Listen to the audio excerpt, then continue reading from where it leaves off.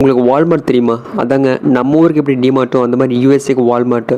அவங்க சில பொருட்களை எப்போவுமே லாஸில் தான் விற்பாங்க. அது ஏன்னு உங்களுக்கு தெரியுமா?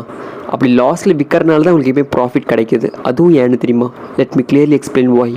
Daily essentials like milk, curd, bread இந்த மாதிரி ப்ராடக்ட்ஸ்க்கெல்லாம் அவங்க லாஸில் தான் ப்ரைஸ் ஃபிக்ஸ் பண்ணுவாங்க.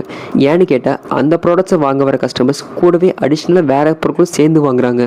பட் இது எப்படி நடக்கும்? ஏன்னா அவங்க வாங்க வரது மில்க், கர்டு, பிரெட் இந்த மாதிரி ப்ராடக்ட்ஸ் தான் வாங்க வராங்க. பட் அடிஷ்னலாக ஏன் வாங்கணும் அவங்க?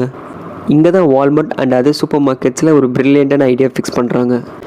உங்களுக்கு டெய்லியும் தேவைப்படுற பொருட்கள்லாம் அவங்க எப்பவுமே கடைசியில் தான் வச்சுருப்பாங்க. ஏன்னு கேட்டால் நீங்கள் அதை வாங்க போகும்போது இடையில இருக்கிற நிறைய ப்ராடக்ட்ஸ் நீங்கள் கிராஸ் பண்ணி தான் போயாகணும். அப்படி கிராஸ் பண்ணி போகும்போது உங்களுக்கே தோணும், இதை ரொம்ப நாளாக வாங்கணும்னு நினச்சிட்டு இருந்தேன், இன்றைக்கி வாங்கிக்கலாம், இது தேவைப்படும்னு நினைக்கிறேன், இது எடுத்துக்கலாம், அந்த மாதிரி நினைப்பீங்க. இந்த ஐடியாவை ஃபிக்ஸ் பண்ணி தான் அவங்களோட டெய்லி எசென்சியல் ப்ராடக்ட்ஸோட ப்ரைஸஸை லாஸில் வச்சுருக்காங்க.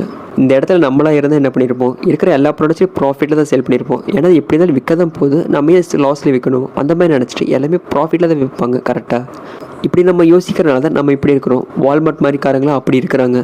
இந்த மாதிரி பிஸ்னஸ் அண்ட் மார்க்கெட்டிங் கண்டென்ட் பிடிச்சிருந்துச்சுன்னா பேஜை மறக்காமல் ஃபாலோ பண்ணிக்கோங்க.